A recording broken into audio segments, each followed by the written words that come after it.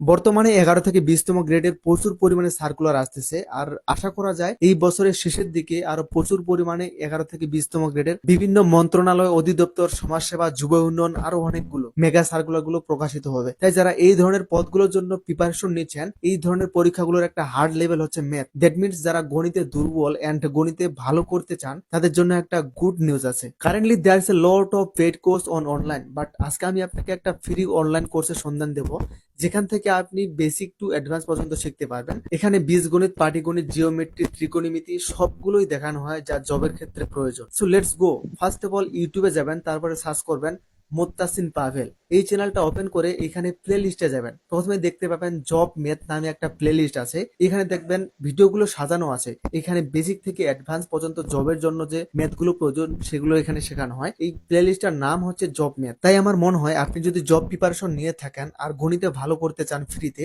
তাহলে অবশ্যই আপনার এই কোর্সটা দেখা উচিত।